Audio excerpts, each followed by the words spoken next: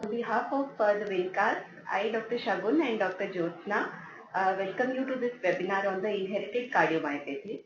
This webinar is targeted towards the practicing cardiologists and the physicians, both adult and pediatric, who are involved in care of patients with cardiomyopathy. The aim of this webinar being to familiarize the clinician towards the genetic basis of the cardiomyopathy and so that they are able to translate this knowledge towards the clinical care of these patients. Yeah, as Dr. Shagun said, the main aim of this webinar is nowadays genetic analysis has become a component of clinical cardiomyopathy. So that's the reason we wanted to give a brief introduction about the cardiomyopathies and classification, and specifically we are going to talk about inherited cardiomyopathies.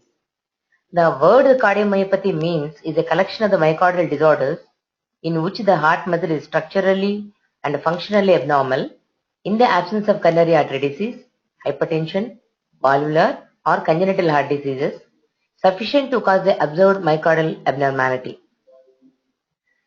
Many classifications are given for the cardiomyopathy. Majority of the people, what we know, olden days classification of the dilated cardiomyopathy, hypertrophic cardiomyopathy, and restrictive cardiomyopathy subsequently added in unknown categories and non-compaction and so on and so forth. But latest classification of the 2014 is mainly includes all parameters which we evaluate for the cardiomyopathy, like a morphofunctional phenotypes, including the genetic analysis. So this is known as MOGES classification, the Mogis classification. The M stands for morphofunctional phenotype, O stands for organs involved, G stands for genetic inheritance pattern, E stands for etiological annotation, including a genetic defect or underlying disease substrate. S is the function status of the disease. This includes NHA function class as well as American College and American Heart Association classification of the function status.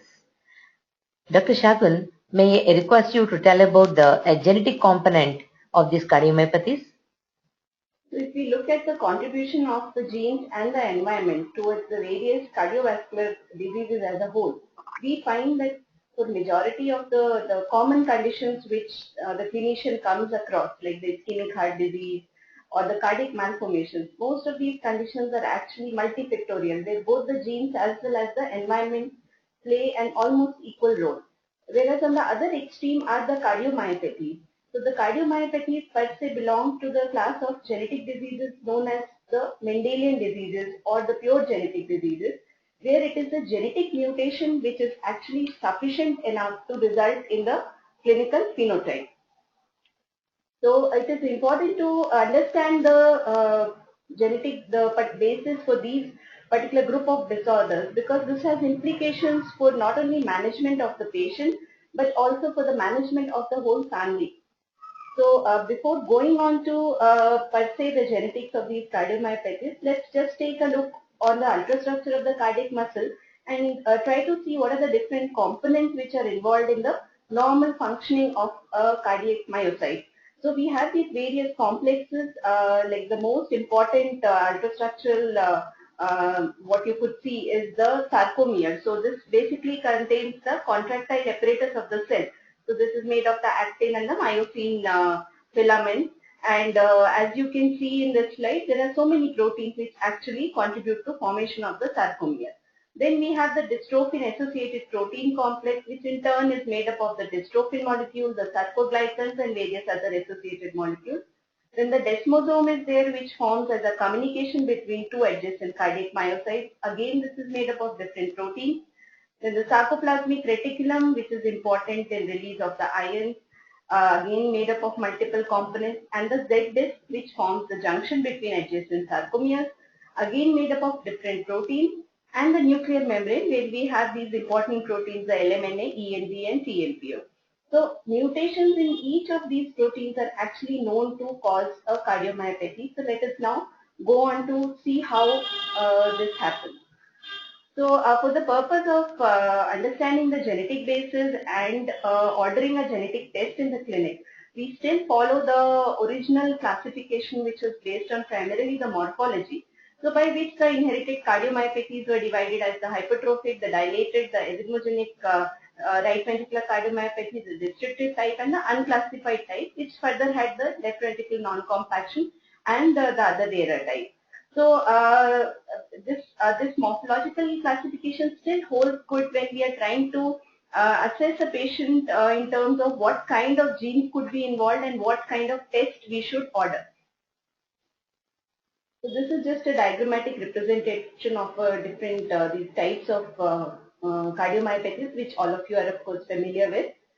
So now Madam would be presenting a case of HOCM, and then we will see how we can proceed for genetic evaluation in this scenario.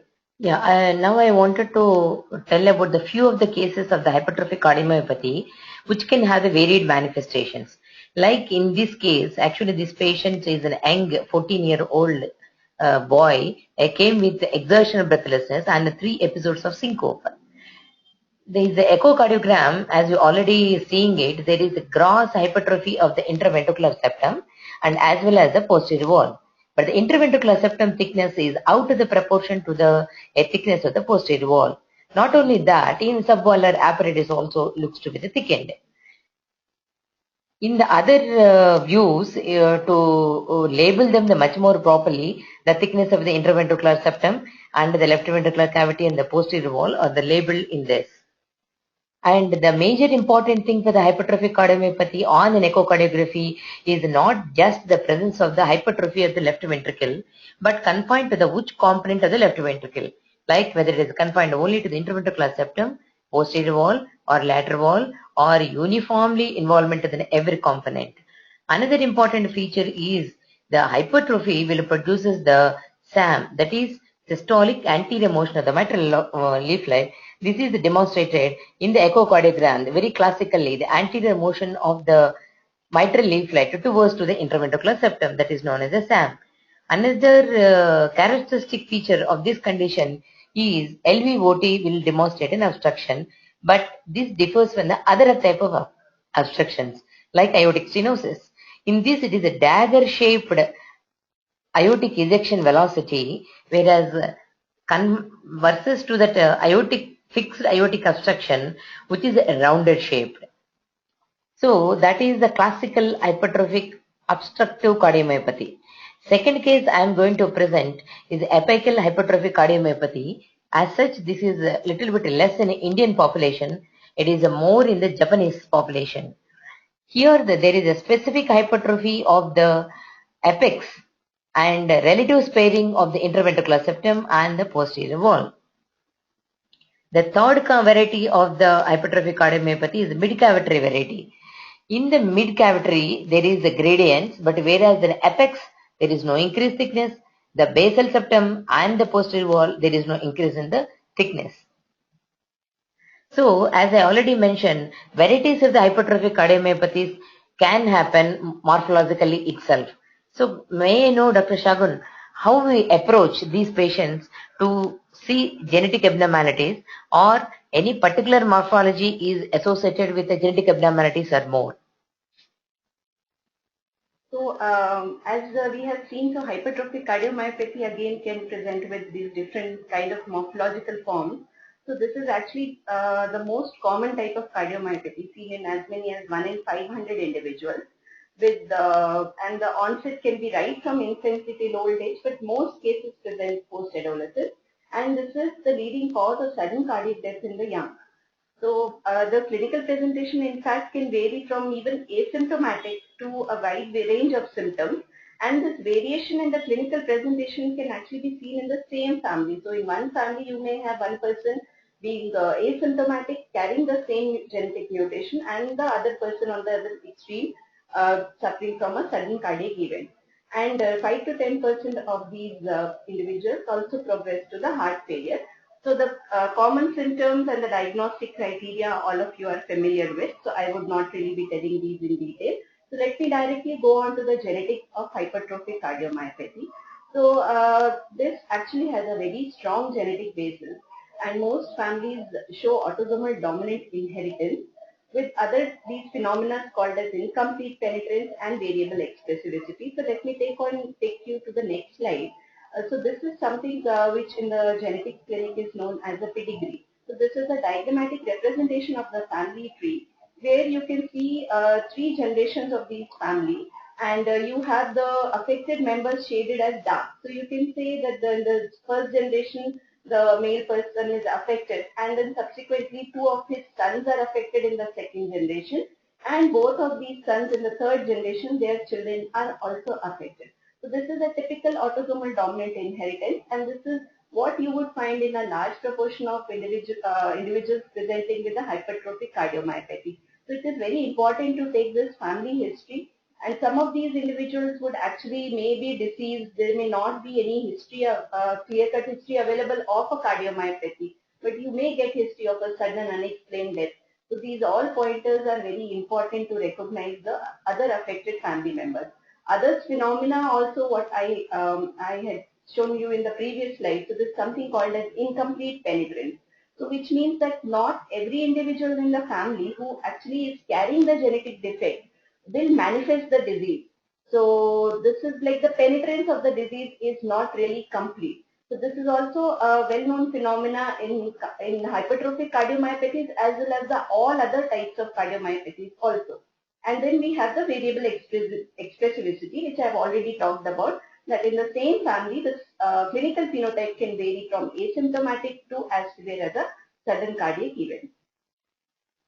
So the other important fact to remember, which sometimes as busy clinicians may be overlooked, that because this is a genetic disorder and because there is an autosomal dominant inheritance, so actually every individual suffering from a hypertrophic cardiomyopathy secondary to a genetic mutation is likely to transmit it to his or her offspring, and the recurrence risk is as high as 50%. That is, in every pregnancy, of this particular couple where one person is affected with cardiomyopathy, there is a 50% chance that the baby would also be affected with the same condition. So this is a very important thing to recognize and to tell these families. So as far as the genetic basis is concerned, so the most commonly involved genes are the sarcomere genes. Whenever there is a mutation in the sarcomere genes, this usually presents as a hypertrophic cardiomyopathy phenotype.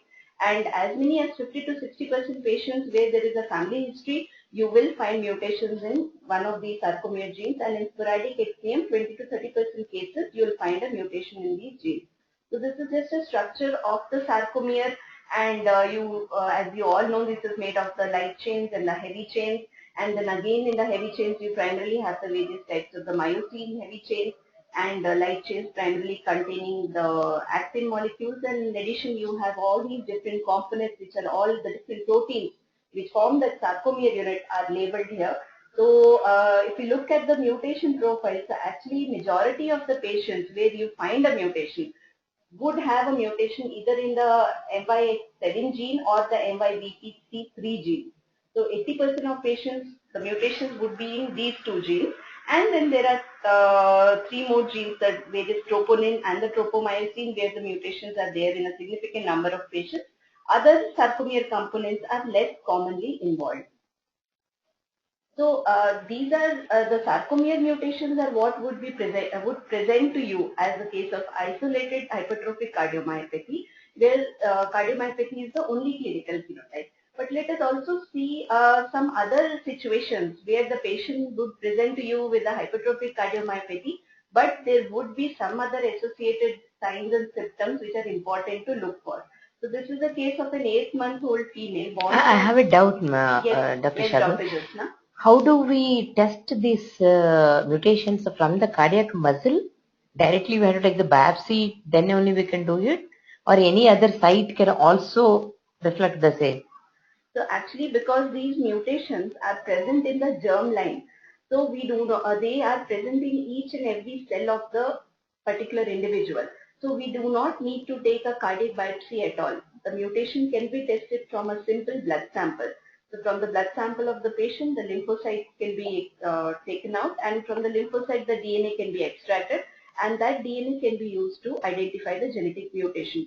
There is no need to do an invasive test like like a cardiac biopsy for the purpose of identifying the genetic mutation. So, so now this particular case is a 8-month-old female child who's born to consanguineous parents and actually presented with recurrent respiratory tract infection and labored breathing, and has history of motor delay, generalized hypotonia, and in addition presence of hepatomegaly. CPK is elevated and the echo is showing features suggestive of hypertrophic cardiomyopathy. In addition, there is already hypokinesia of the left ventricle. So in this kind of a setting where the hypertrophic cardiomyopathy is accompanied by other additional features like motor delay, hypotonia, hepatomegaly, and elevated CPK, and presenting at this age group, we should think in terms of a particular metabolic disorder which is actually quite common. So this, in this particular case, when we did the enzyme assay, so this showed that the patient was actually deficient in the alpha glucosidase. So this is actually a case of Pompe disease, which is the glycogen storage disorder type 2. This is an autosomal recessive condition, and if these patients are not treated, this has invariably has a poor prognosis, and most patients die by the age of 1 to 2 years. But the good thing about this condition, and which also underlies the fact that that we should be able to make this diagnosis, is that there is therapy available in the form of enzyme replacement. So with this therapy, the mortality and morbidity of this condition can be actually significantly decreased. So it is important to not miss this diagnosis in a child. Other important aspect here is that this condition has a 25% recurrence risk. So because this is autosomal recessive, so if you have one affected child, that particular the parents next pregnancy also there is a chance of a similarly affected child, and this risk is of the tune of 25%. So it is important to counsel these patients to identify the condition so that we can prevent this from occurring in the next pregnancy of the parent. Well, I have one more question. Yes. About this replacement therapy, enzymatic replacement therapy. Is there any stage of the disease it is irreversible or reversible is possible, like a dilated and severely hypokinetic, like a previous case of yours? Even then ERT is going to be helpful, or otherwise already damaged and fibrosed tissue, then the ERT is not going to be helpful? Yes, madam. So that, as you said correctly, so the response to ERT definitely depends on the stage of the disease. So the earlier we make a diagnosis, the more the benefit to the patient. So in fact, many patients who, in our country, many patients actually present in later stages, where the benefit of the therapy is actually very less and very suboptimal. So that it is important to diagnose it as early as possible before the hypokinesia sets in. But the importance is to not miss this condition, because this is the one form of hypertrophic cardiomyopathy where actually we can reverse the disease if we are able to identify it in earlier stage as compared to most of the other inherited hypertrophic cardiomyopathy. Another genetic syndrome which should not be missed and should be looked for in these patients who present with hypertrophic cardiomyopathy is Noonan syndrome. This is again a very common genetic disorder, presented as many as 1 in 2,500 individuals. And these are individuals present with intellectual disability, facial dysmorphism, webbing of the neck, short stature. These are some of the classical features. And Noonan syndrome actually belongs to a group of disorders. These are together known as the RAS-MAP kinase pathway disorder. So the other conditions which are present in this group are the Costello syndrome, the cardiofaciocutaneous syndrome, and the Leopard syndrome. All these 4 conditions are caused by mutations in all these different genes which are listed here. And they all these genes belong to the same pathway. So that is the RAS-MAP kinase pathway, and mutations in any one of them can present with a cardiac phenotype of hypertrophic cardiomyopathy. So whenever a patient presents with this kind of a cardiac phenotype, we also need to, in addition, elicit history of intellectual disability and take a good look at the patient to see whether there is any dysmorphism suggestive of these syndromes. And besides this, certain other systemic manifestations could be there associated with the hypertrophic cardiomyopathy, which indicate the presence of various, again, syndromic kind of genetic diagnosis.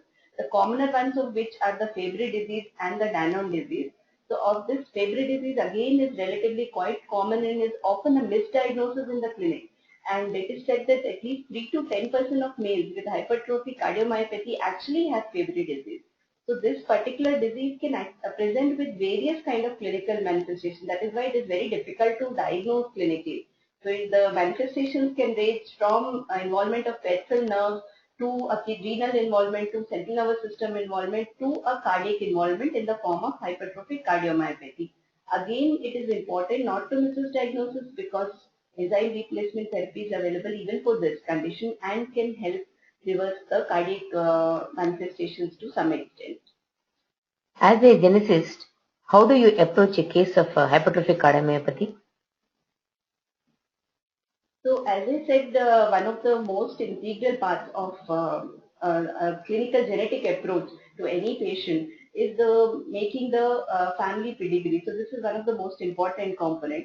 So besides doing the history, the taking the history, doing an thorough examination of the patient, which should include even a dysmorphic assessment to look for all the various dysmorphic features, as well as a systemic evaluation to look for other manifestations like skeletal muscle involvement like hypotonia or hepatomegaly, as we saw in case of Pompe disease, or other things like the presence of some cutaneous markers, as we saw in the case of Fabry disease. So all these things have to be specifically looked for so that we do not miss a syndromic case presenting with hypertrophic cardiomyopathy. Then of course the echocardiography and other ancillary testing for the functional evaluation needs to be done.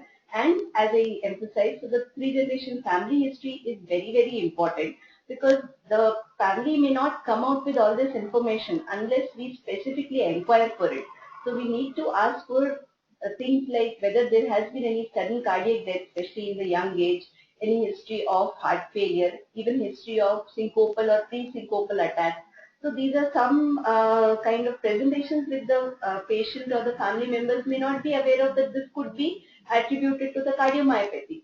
But we have to ask the leading questions so that we are able to identify whether it is really familial cardiomyopathy and then who all are the family members who are affected and the ones who are likely to be affected in future.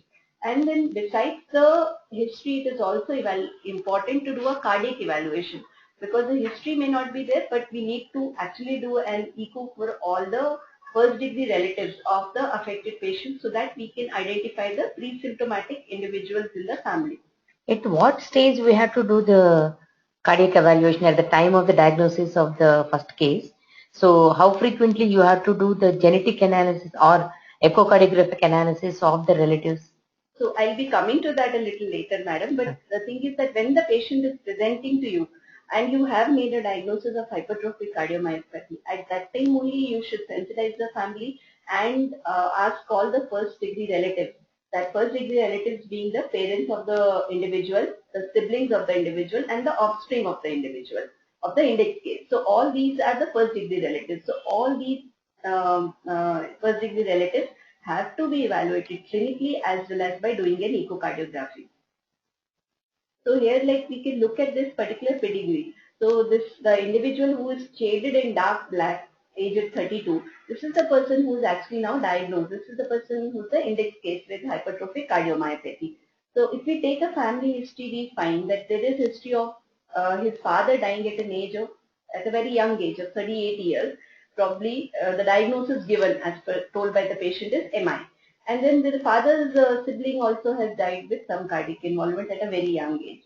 And the brother of this person, the index case, has been labeled to have an athlete's heart. So when you have a history like this itself is telling you that this is most likely a familial cardiomyopathy. But we don't really have the father and the brother to the father's brother for a clinical evaluation. So we can do something else. So I'll come to that now. So how do we find out that who are the other people in the family members who are actually also affected, already affected or likely to get affected? So this is where the genetic testing comes in. So besides doing the clinical evaluation, the echocardiographic evaluation, because these two may not give you an answer right now. So if you are doing an echo for this individual's children, they may not still have developed the cardiac phenotype.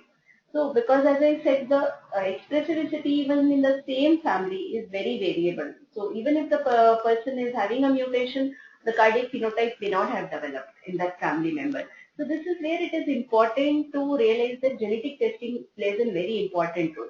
So once you have identified the index case with a hypertrophic cardiomyopathy, screen the family members, then in case you have you found some specific secondary cause or a non-genetic cause, then those cases you are going to exclude. But all other cases we are going to take up for a genetic testing. And on genetic testing, if we don't identify a mutation, in that cases, again, we cannot always rule out a genetic diagnosis, because till now we do not know all the genes which are known to cause cardiomyopathy or hypertrophic cardiomyopathy. So genetic diagnosis cannot really be excluded, and we have to keep this individual and the family on follow-up. But if you identify a mutation, so once you identify a mutation, you then can do the family screening for the mutation. So who all in the family are having the same mutation.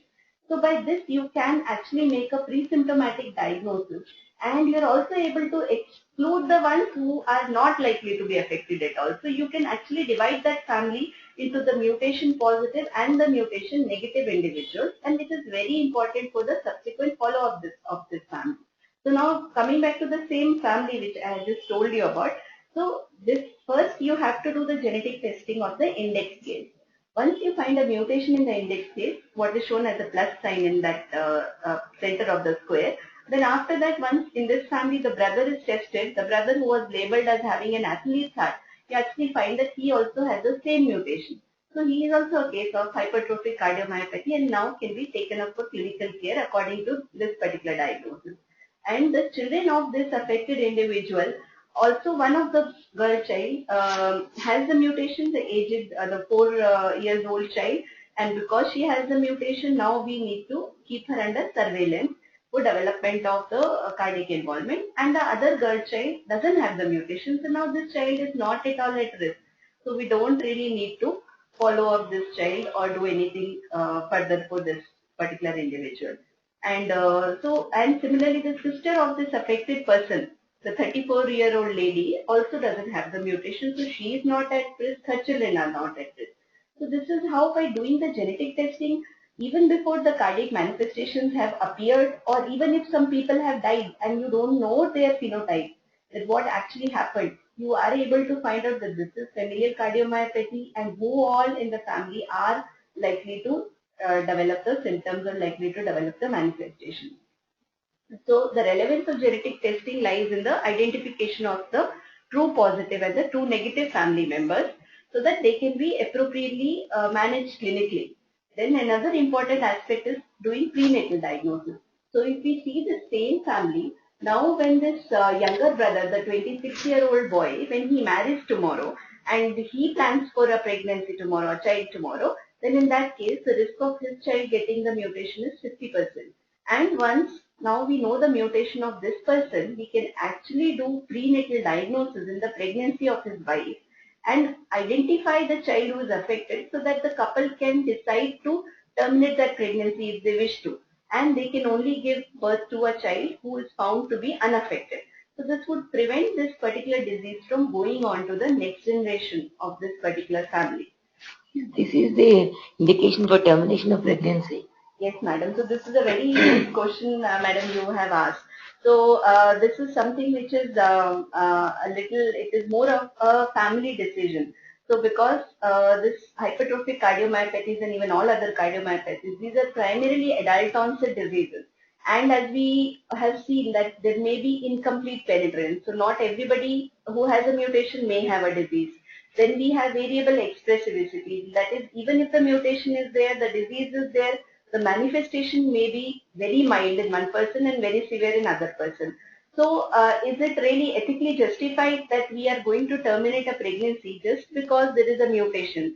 And though we don't know whether this will manifest, and if it will manifest, how severe it will be. And the manifestation will come so late in life when the person has a productive life.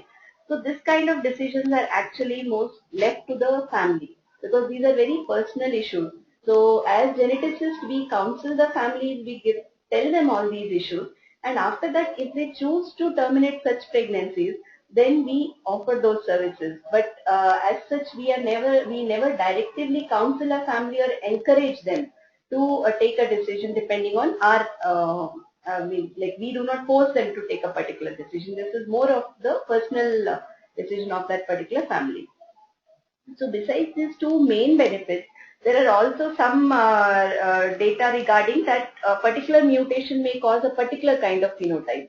So, but these are all very preliminary data. There are no guidelines based on these data. So some mutations like the MYBPC3 mutation is more risk of heart failure. Then the TNM2 mutations are at more risk of arrhythmia. The MYH7 mutation are more at risk of sudden death and heart failure. So if you know the mutation, you know that this particular individual has more chance of this kind of a presentation. So you can accordingly clinically manage these people. And the other thing is that if you identify this cardiomyopathy in the setting of a syndromic diagnosis, especially in case of like metabolic disorder like Pompe disease, Fabry disease, then we can offer a specific treatment also in the form of enzyme replacement therapy. And there are some initial data coming up as in whether somebody who's found to have a mutation pre-symptomatically can prophylactic pharmacotherapy like in the terms of Dilzem or ACE or ARB, ACE inhibitors or ARB, can this be helpful for these individuals? So some initial reports are coming up, but there is no guideline as of now regarding this. I think this is elaborative description of the hypertrophic cardiomyopathy. I don't think there is a data available depending upon the mutation sequences to implant ICD to prevent the sudden cardiac deaths. But probably in subsequently it may be the possible to do that also. Now we will go to the second important cardiomyopathy, that is dilated cardiomyopathy. In this case, as you see it, all the cardiac chambers are dilated, including the left atrium, the left ventricle, right atrium, and the right ventricle. And not only that, the gross enlargement of the left ventricle is much more better demonstrated in the parasternal long axis view. And the shift of the interventricular septum towards the right ventricle in this case says that there is that much of enlargement of the left ventricle has already been occurred. Not only that, if you take an MOD cut, it will demonstrate the degree of the septal movement and the degree of the posterior wall movement is so less, and there is a wide separation between the systole and the diastole. That itself shows that it is a severe left ventricular dysfunction. And this is very, very common for us, but most frequently we exclude the causes of the dilated cardiomyopathy like coronary artery disease and valvular heart diseases. So then only we will label them as a dilated cardiomyopathy. So is the approach of these cases of dilated cardiomyopathy is different from that of the hypertrophic cardiomyopathy? So the approach towards the dilated cardiomyopathies is almost similar as to the hypertrophic cardiomyopathies, but we need to look at some basic, whatever the genes are involved to be able to decide whether in this case we should do any genetic testing or not. And as Madam said, for the hypertrophic cardiomyopathies, as of now, there are no mutation-specific indications saying which patients should go for an ICD. But we'll see how in DCN actually there is an indication depending on the genotype of the patient. So dilated cardiomyopathy, the definition, of course, all of you are familiar with. So this is less commoner than the hypertrophic cardiomyopathies. But again, 30 to 50% of these individuals have a family history. Although here acquired etiologies are also probably equally common as far as the genetic etiologies. So, but how this differs, the genetics of this differs from the hypertrophic cardiomyopathy is that this is highly genetically heterogeneous. So in the hypertrophic cardiomyopathies, we saw that there were mainly the 8 sarcomeric proteins which were involved, and 80% of the patients are actually having mutations in only the MYH7 and one MYBPC3 gene. Whereas in dilated cardiomyopathy, there is nothing like this. So as of now, there are more than 50 genes, mutations on which are known to result in dilated cardiomyopathy, and the contribution of each gene is very small. So it is very difficult to actually do a genetic testing for dilated cardiomyopathy as compared to hypertrophic cardiomyopathy. The proportion of genetic etiology is less overall, as well as the number of genes involved is really huge, and the contribution of one particular gene is very less. So it's difficult to really do a testing for this particular kind of phenotype. Even the inheritance pattern, although the most common is autosomal dominant, same to hypertrophic cardiomyopathy, but even autosomal recessive and X-linked recessive forms are known. And the same kind of incomplete penetrance variable expressivity phenomena are seen even in dilated cardiomyopathy. Also, this can occur as part of the clinical spectrum of various genetic neuromuscular disorders. So let us see, these are the basically the various genes which are known to be involved in dilated cardiomyopathy. So as you can see, almost all components of the cardiac myocyte can be involved. So one patient may have a mutation in the sarcomere gene, one patient may have a mutation in the nuclear gene. So any component, any of these proteins, if there is a mutation, that can lead to a dilated cardiomyopathy phenotype. So in fact, as of now, the most common mutations are known in the titin gene. So 25% of the patients who have a family history of dilated cardiomyopathy would have a mutation in the titin gene. 10 to 25% would have the mutation in one of the sarcomere genes and 5 to 8% in the LMNA gene. But as you can see, a huge proportion, in 50%, more than 50% in fact, even if there is a family history, we still do not know what particular gene is involved. So if we sequence the 20 most common genes which are known to cause dilated cardiomyopathy, then also we will find mutations in only 17 to 30% of people. The rest of the people, individuals, we will not be able to find the mutation.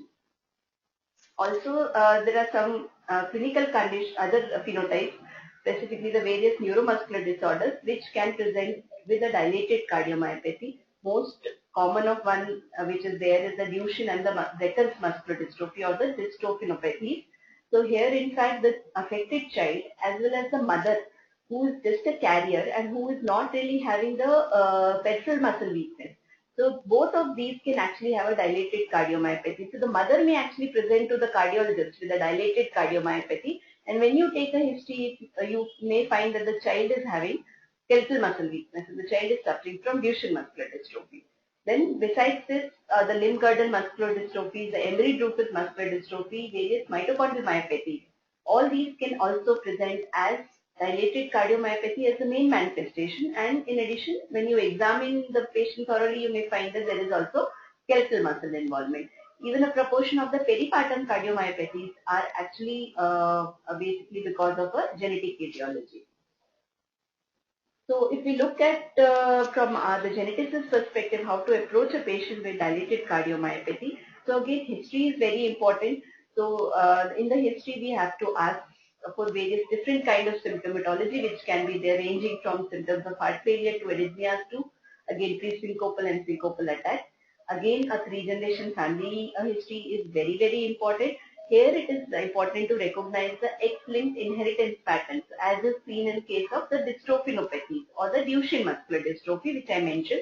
So where the mother may be a carrier and the child is affected with Duchenne muscular dystrophy, but the mother will present with dilated cardiomyopathy and the child with a skeletal manifestation. So this is X-linked inheritance pattern, a carrier mother and an affected male child. Then a physical examination here is it's important to, besides the cardiac evaluation, to do a skeletal muscle evaluation. Then of course ECG, echocardiogram. Again, creatine kinase is very important to look for the evidence of any skeletal muscle involvement for the various muscular dystrophies. So as far as genetic testing, one doubt I have is, yes, madam. In all dilated cardiomyopathies, do you really advise to do the genetic analysis, or only when they have the some skeletal abnormalities, when you suggest of the other cause for the dilated cardiomyopathy, then only you wanted to do it? And the second question is, how frequently you want to do in a peripartum cardiomyopathy? Because we see very frequently the peripartum cardiomyopathy. We never evaluate. Is that, are we missing something else in them? So, madam, one thing which is very important, as I said, is the family history. So, many of these patients, so once in a dilated cardiomyopathy patient, you have definitely ruled out acquired etiologies. And then you look, it is very important to look for the family history then as a second point. So, there, if you find any affected family member or any history which is suggestive that this is a familial cardiomyopathy, so those cases are definitely, that particular case where the family history is there is definitely the particular good candidate for genetic testing. Besides that, the individual who has a skeletal weakness, skeletal muscle involvement. So these individuals are also good candidates for a genetic testing. In addition, we have the dilated cardiomyopathy with the conduction disease. This group also, a large proportion of them are because of genetic etiologies. So at least these three groups, so definitely you should offer genetic testing.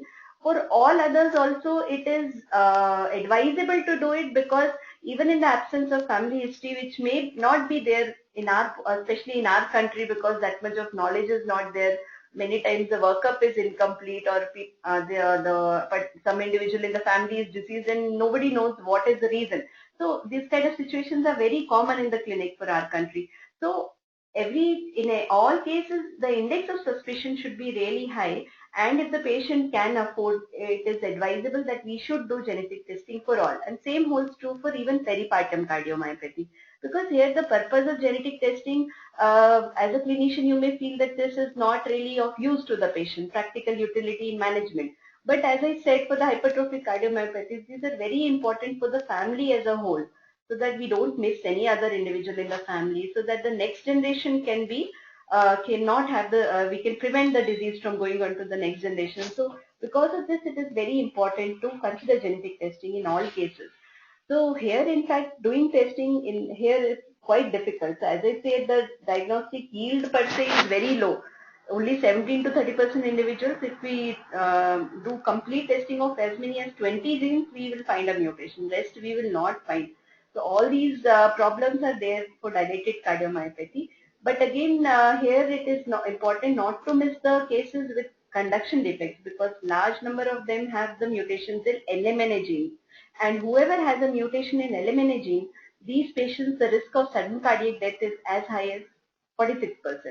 So in these cases, the patient will be benefited by doing an ICD implantation. So this is actually one of the indications where the genotype makes a big difference to the management of the patient, where just on the basis of an LMNA mutation, you should consider for an ICD implantation. In most other cases, the mutation doesn't really impact the treatment, but this is a definitive indication which is there. And in addition, even SCN5A mutations are also known to predispose to arrhythmia. So this is just actually this LMNA gene is a very interesting gene, because this can mutation in this gene can lead to various kind of clinical presentation. So you can have a child with congenital muscular dystrophy, some individual with skeletal muscle involvement, somebody with only dilated cardiomyopathy, and somebody with other kind of phenotype.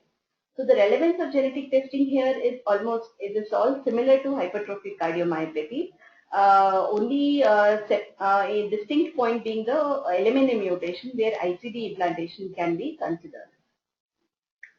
The important one of dilated cardiomyopathy variety type is arrhythmogenic right ventricular cardiomyopathy. It is entirely different from the dilated cardiomyopathy, but this in the terminal stages can go into the dilated cardiomyopathy. This ARVC is defined as a myocyte loss and a fibrofatty infiltration of the myocardium, which is very well picked up by the MRI and is associated with increased susceptibility to the arrhythmias, especially to the ventricular arrhythmias and sudden death. So involvement of the left ventricle can also is reported, and predominantly males are affected. It affects around male members of 40 years, and major ECG diagnostic criteria is T-wave inversion in the precordial leads, and the leading cause of sudden cardiac death below 35 years is one of the things is arrhythmogenic right ventricular cardiomyopathy. It could be at an early conceived phase or the later stages where the myocardial loss occurs, and morphologically at the terminal stages it could be like a dilated. Of course, as we already mentioned, late stages it can go for the heart failure. And how the genetic analysis in arrhythmogenic right ventricular dysplasias varies from the other cardiomyopathies. So again, this particular cardiac phenotype also has genetic mutation in as many as 60% patients. But here the mutations are primarily involved in the various proteins which form the desmosome. Both autosomal dominant and recessive forms are known. Again, as you can see, there is a list of genes. But then the four most common ones which are involved are the PKP2, the DSG2, DSC2 and DSP genes. So these are the four main common ones for which you can consider testing for these patients. So besides the approach to these kind of patients, which is almost similar from our angle as to the hypertrophic and dilated phenotype, here because of the predominance of arrhythmia, even Holter monitoring needs to be considered in these patients. And the other interesting thing here is that genetic testing in these families may actually help in making the diagnosis in early stages, where the morphological changes have not really set in and the patient presents to you as a case of arrhythmia. So at that stage, if you do a genetic testing and you identify a mutation in one of the desmosome protein, you can make a early diagnosis of arrhythmogenic right ventricular cardiomyopathy, so that accordingly that patient can be subsequently put on surveillance and management. So here again, lot of, as I said, many genes are involved, and as of now, there is no definite genotype-phenotype correlation available, and there are no guidelines also on mutation-specific management. But there are some animal studies which say that a person who has the mutation, if there is a prolonged or intense physical activity, this may actually accelerate disease progression. And should we kind of restrict the physical activity of these pre-symptomatic individuals? These are some very early data, and we do not really know whether finding a pre-symptomatic mutation or identifying such a person really helps in any specific treatment modality. Another important thing is left ventricular non-compaction. Previously, this was not considered as a type of the cardiomyopathy. It is classified under unclassified variety. This is characterized with a trabeculated and a spongy left ventricular wall. It can involve the right ventricle also, and progressively it is a progressive disease and poor cardiac outcome in them. And left ventricular hypertrophy can be associated, and this is one of the risk factors of the sudden cardiac death and thromboembolism. And the major problem for the left ventricular compaction could be either it may be primary or secondary. Secondarily, if it is occurs because of the coronary artery disease, the valvular heart disease, it is primarily the determination of the prognosis is the underlying cardiac condition. If it is a primary non-compaction, then it is entirely different. Like in this patient, he is about a 43-year-old male patient. He came with the first episode of the congestive cardiac failure. Clinically, the patient in the congestive cardiac failure. If you see the echo record of this patient, we can see that there is definitely the right atrium is dilated and the left ventricle is dilated with a spongy nature of the interventricular septum, and as well as to the nephx and almost extending to the lower end of the lateral wall also. So this is a very classical picture of the dilated of the non-compaction, and if you see the color Doppler, it is demonstrating that the flow is there is no mild regurgitation is there, and the Doppler is also demonstrating that there is a left ventricular contraction abnormality.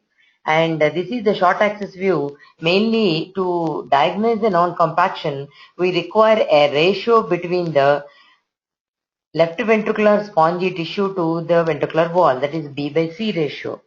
So that if you put a color Doppler in these deep recesses, the blood flows into that recess, demonstrating that this is not a component of the left ventricular wall. So this is the diagnosis for the left ventricular non-compaction. So again, the same question: is the genetics the different for the non-compaction? So here again, around 25% individuals would have a mutation, genetic mutation. But in this particular group of cardiomyopathy, it is important to recognize the association with two different syndromes. So one is the Barth syndrome and the other is the mitochondriopathy group. So these are actually very common. So whenever an individual with is given a diagnosis of left ventricular non-compaction, we should specifically look for features suggestive of these two group of genetic disorders. Besides this, mutations in some other multiple genes are again reported similar to the other phenotypes. And some of these patients actually have a overlap with hypertrophic or a dilated phenotype presentation. But the relative contributions of these various genes are not very well defined again for this particular entity, and there are also no definite guidelines for management based on mutation. For a cardiologist, restrictive cardiomyopathy is almost similar to that of the eosinophilic variety. That is much more common in the Canada. There are many books written on the restrictive cardiomyopathy. But in this issue, in this webinar, we are going to talk about restrictive cardiomyopathy other than the routine cardiomyopathy. May I ask in the genetically then how the restrictive cardiomyopathies can be associated with other disorders? So again, restrictive cardiomyopathy also a significant proportion, around 35%, have a genetic basis, And mutations in these 5 genes, what are listed here, are the one most commonly reported. But here again, it is important to recognize these various syndromes which can present as restricted cardiomyopathy. So during evaluation, these conditions should not be missed. So these being the Gaucher disease, the Fabry disease again, and glycogen storage disease, and amyloidosis, the monogenic variety of amyloidosis. All these can present to a cardiologist as a restrictive cardiomyopathy. So whenever such a patient is there, the features of these conditions should be actively looked for so that we don't miss these diagnoses.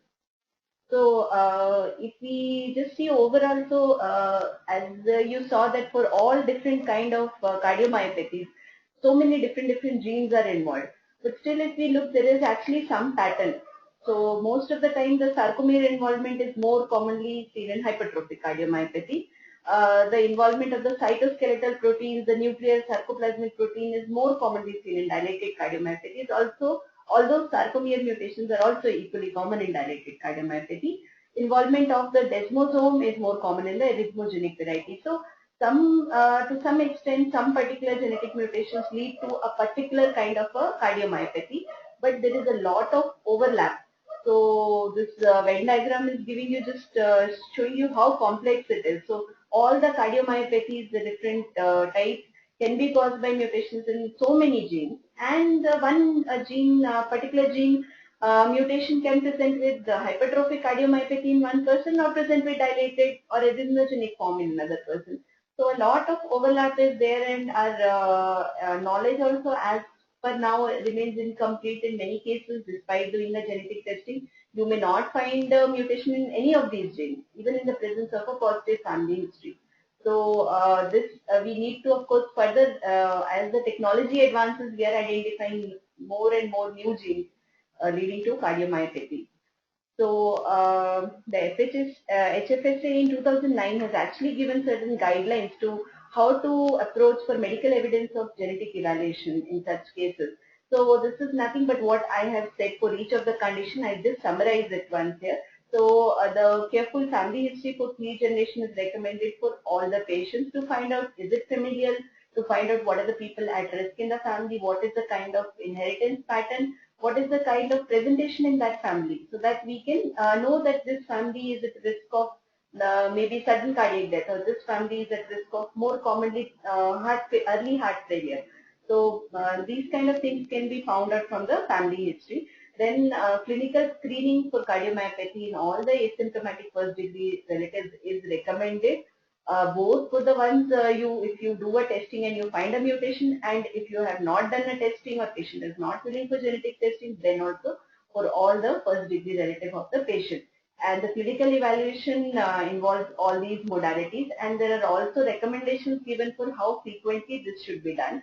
So if the mutation is not being found despite doing testing, or if the family doesn't go for genetic testing, then the monitoring can be done at 3 to 5 years interval, as is listed here for the various types of cardiomyopathies. Or if mutation is present, this could be relatively more frequent.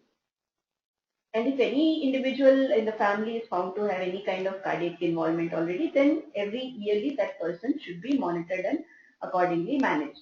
So the rationale for this kind of screening is that if we detect the disease early, this may decrease the progression and avoid the life-threatening events like the sudden cardiac death.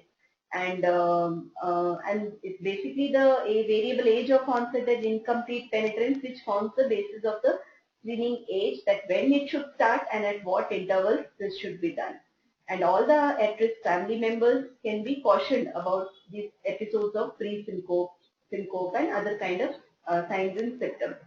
So as far as genetic testing is concerned, so this should be done in consultation with a clinical geneticist because it's a very complex issue. So genetic counseling should always precede the genetic testing, as well as, which is called as a pre-test counseling, as well as post-test counseling also is needed. So this is very important because as we saw, so the genetics of cardiomyopathy is not very straightforward. It is quite complex. So many genes can be involved. So there is a lot of genetic heterogeneity, mutation heterogeneity. That is, one family will have one kind of mutation, the other one would have a different type of mutation. then the phenomena of incomplete penetrance, variable expressivity, and our incomplete knowledge regarding what genes are involved and whether a particular gene is correlated with a particular phenotype. So all these issues are there. Then we of course have missing individuals because the one affected person may already be deceased, or you may not have complete information of the particular family. Some the proband per se, but there may have been a sudden cardiac event and person you don't have any samples from that individual. So all these challenges are there. Also, as of now, there are no definite therapeutic implications, like a particular genetic mutation should be really a particular kind of treatment can be personalized to that individual. As of now, there are no definite implications like that, except for, as I said earlier, the LMNA mutation. These individuals should have an ICD implantation. Also, there are no definite prognostic implications and not really any diagnostic utility in the affected person. So this time the genetic testing should be done for the most clearly affected person in the family. If the person is deceased, it can be done on DNA from the tissue of a deceased person if available. And here again, what kind of test should be done? So you could go for a specific genetic panel. So specific genetic panel will just test for some of the common genes. So like for hypertrophic cardiomyopathy, we can check for the 5 commonest genes, which will be found in the more than 85% people. You'll find a mutation in those. But this is not possible in case of dilated cardiomyopathy, where more than 50 genes can be involved. So these kind of panels are limited in their sensitivity in picking up the mutation. Then you could also do a targeted testing dependent on the phenotype. This is only true for a few specific types, like dilated cardiomyopathy with conduction disease. So these patients you can directly go for only LMNA mutation testing and need not test for other genes. But all these are limited in their sensitivity. So now there is something called as next generation sequencing, and this is the ideal technology which should be used for conditions like cardiomyopathy which are genetically heterogeneous. So these are some guidelines which were given before the NGS technology started coming into the clinic. So this is in 2011. Where for HCM, the testing for only these 5 genes was recommended. For DCM conduction disease, LMNA and SCN5A testing was recommended for all patients for these cases. But for all other cardiomyopathies, it was said that genetic testing can be useful, but it is not really recommended for all patients. That was in 2011. But once you find a mutation in the index case, then definitely you should do family targeted testing to find out other pre-symptomatic individuals. So the main limitation at that point of time was that because the conditions are so genetically heterogeneous, that you may have a very poor yield of the genetic testing. But this is completely changed now since the last few years when the next generation sequencing technology has come to the clinic. So this technology actually helps us in looking at all the genes of an individual in a one single test. So we can actually look for mutations in all the 50 genes of the dilated cardiomyopathy by doing just one single test based on the next generation sequencing technology. So it is becoming easier to now do a genetic testing for individuals with cardiomyopathy and to identify the mutation as compared to the approach which was used before the availability of this technology. The only problem or challenge with this technology is that we find something called as VUS. It is a variant of unknown significance. That is, we find some kind of a DNA change or a variant, but we don't know whether this is pathogenic or not because our information or knowledge is still limited. So that is why it is very important to do counseling of the individual, of the family as a whole, before the testing, that is pre-test, and after the testing, that is post-test. Also preconceptionally or prenatally, when an affected person comes and that person is planning family. So in these situations, it is important so that you can prevent the birth of an affected child.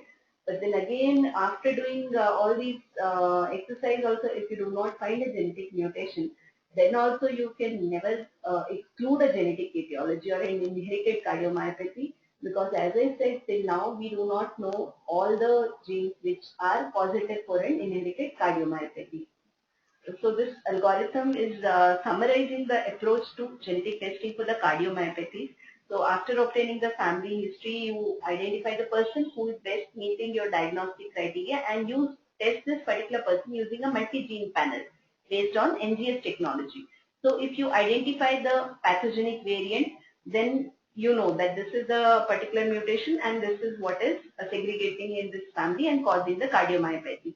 So once you find the mutation in the index case, you test all other family members who are at risk for this mutation. Whoever has the mutation, that person you know is at risk of developing the cardiomyopathy. So this person can be put under the surveillance.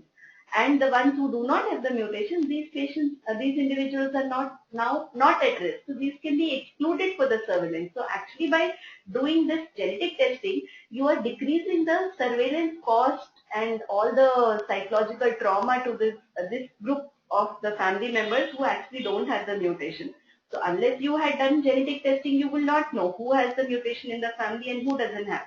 So you will end up doing surveillance for everybody in the family. Whereas if you do the genetic testing, then you know who has the mutation, who doesn't have the mutation. So you can optimize your health resources and target them only for the ones who are mutation positive. So this is this is the best scenario which would arise if you identify the variant, definite variant. But then in many times in the, what we find or what report we get is that probably this is a likely pathogenic variant or a variant of unknown significance. This is because of our incomplete knowledge that we find a mutation but we do not know whether this is really pathogenic or not. So in this case, we can do other exercises. We can study other family members and see whether mutation is segregating in the family or not. And depending on that, we can classify that mutation as pathogenic or not pathogenic. Or at times, then we can also get a result saying no pathogenic variant identified because that particular gene was not there in the panel, or it was, we do not really know what gene could be involved in that family. So all these cases, then the patients, all these families have to be put on clinical surveillance, assuming that we do not know the mutation in this family. So this would be like, this is similar to a family who does not go for the genetic testing. Is the genetic testing for these cardiomyopathies are available in India, and what is the cost of it? So as of now, the next generation sequencing based testing for cardiomyopathies is available in India, and the cost is somewhere from 20,000 to 30,000 rupees. So for many families, this may actually be feasible to go for such a testing because the implications are very, like, we should not see only for the purpose of that patient.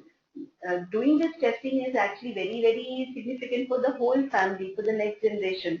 So that is why this kind of this investment, which is not that great in today's time, is definitely, I mean, with availability of this technology, it should definitely be recommended to all the patients. So again, the advantages you already mentioned about madam. it. So this is, I think I've already covered in each of the individual conditions. So finally, I would just like to summarize by these take-home messages.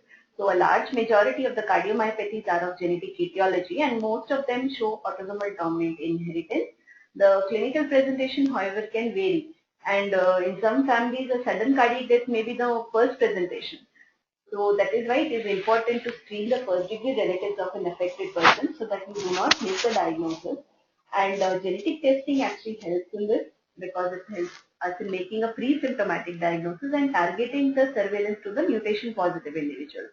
But as I said, the testing is difficult because of the genetic heterogeneity and the missing genotype-phenotype correlation. To some extent, next generation sequencing does help us in overcoming some of these drawbacks, and hopefully the testing and the management of these patients can be further optimized in future. Thank you very much. Thank you.